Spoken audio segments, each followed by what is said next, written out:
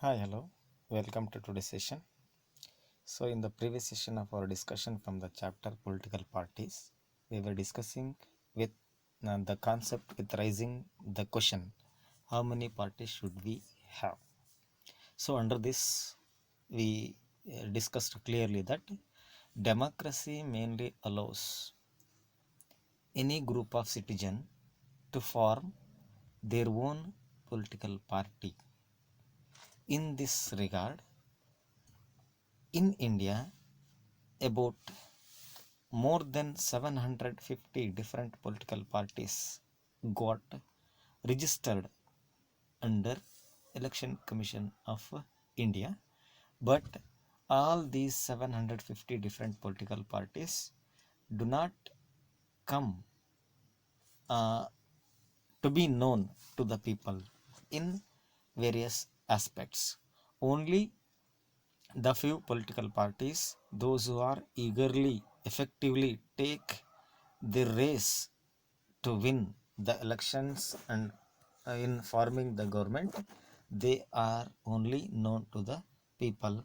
Then uh, after that we discussed that how many political parties that are mainly uh, going to become more effective. So regarding that, we discussed or we came to know that in some countries, only one political party is allowed to control and run the government.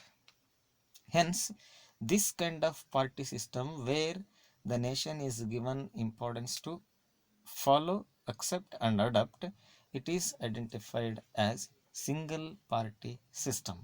Single party system. The best example for this kind of party system can be identified in China. So, in China, Communist Party holds responsibility in forming the government and running the government.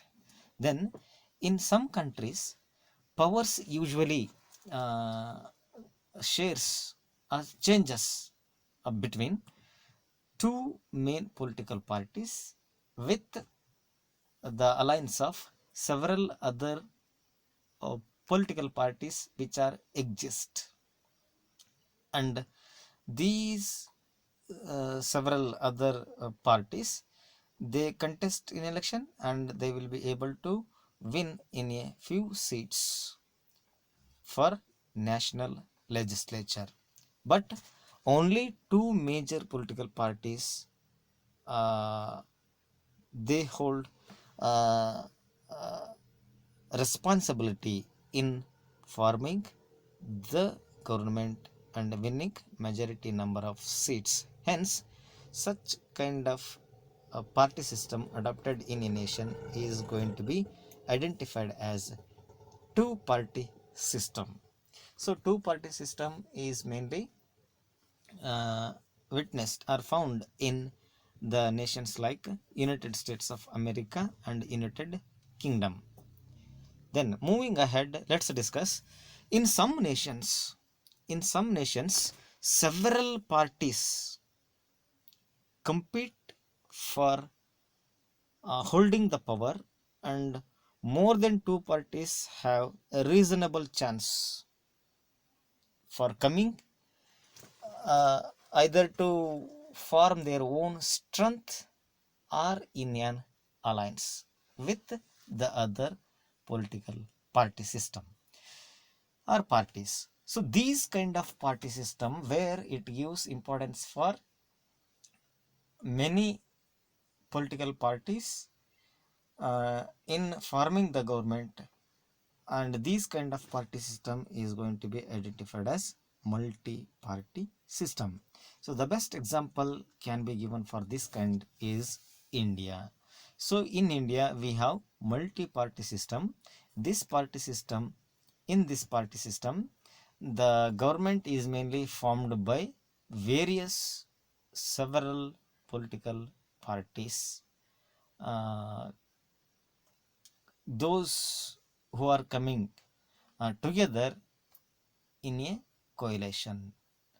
When several parties in a multi-party system joins hands for the purpose of contesting elections and winning the power, it is called as an alliance. So I repeat once again, alliance, Vakkuta.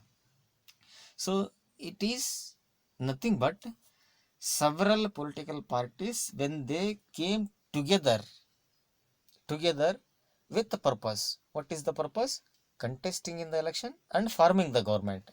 Though they may they may be identified for the other political parties. So this kind of political parties, those who are coming together to form the government, they are going to be called as an alliance or front. For example, in India, two important alliances can be uh, found relating to the formation of central government or union government. One is NDA, National Democratic Alliance, led by BJP, whereas another alliance or front, it is UPA, United Progressive Alliance, led by Congress. So it doesn't mean that uh, the other political parties to be remained in either NDA or either in UPA. So where they are having their interest to join, they are uh, given priority or chance to form their alliance or to join their support with the major political parties. So let's discuss national political parties, about national political parties in tomorrow's session. Thank you one and all.